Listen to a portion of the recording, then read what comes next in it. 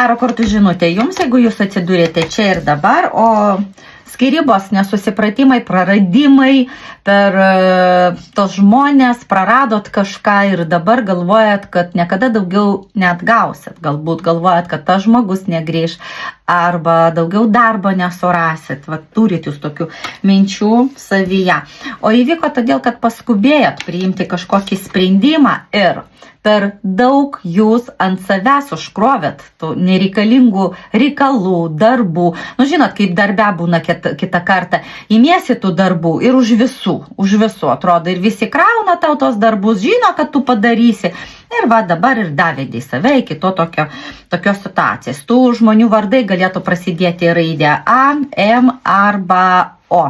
Labai svarbu tai žinoti. Norit apsaugoti save nuo kitų kažkokių arba negatyvios energijos, tai aš su savim turiu netgi visada būrimo metu mano kurti namų kvapai Elana. Jos įsigyti jūs galite mano puslapyje elana.lt skiltyje amuletai. Užeikit, apžiūrėkit, įsigykit. Tai yra apsauga.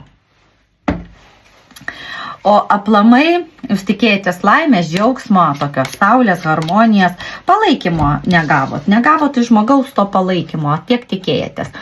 Čia klaidos jūsų, čia yra klaidos, čia likimo korta. Taip įvyko, jūs tame nekalta, įvyko kaip įvyko.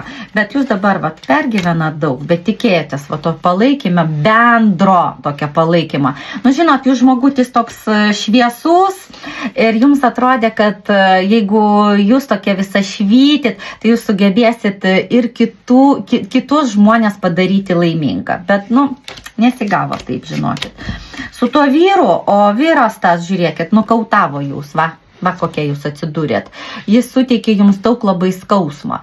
Ne dėl to, kad jis to norėjo, greičiausiai žmogutis pasirūpina pats savo gerovę. Jam tuo metu pasirodė, kad jam tai bus geriau. Taip, galbūt, nesigilinsim, gerai, kas ten įvyko. Bet jam pasirodė, kad tai bus geriau jam. Žmogutis galbūt nėra toks stipraus charakterio, stipraus būdo, nesugebėjo suprasti, kiek jūs jam davėt, kiek svarbi jums yra jo meilė, taip. Ir jis kažkaip, savanaudiškai, apie save pagalvoja, galim sakyti. Pas kai kurias gali prasižaisti pažintis iš praeities, taip. Nauja pažintis galbūt iš praeities, seniai draugai pažįstami ir jūs galvosit, o ką daryti, o kurio keliu eiti, ar reikia su juo vėl pradėti, ar nereikia su juo vėl pradėti, galbūt bus tokių minčių pas jūs. Taip, nežinau.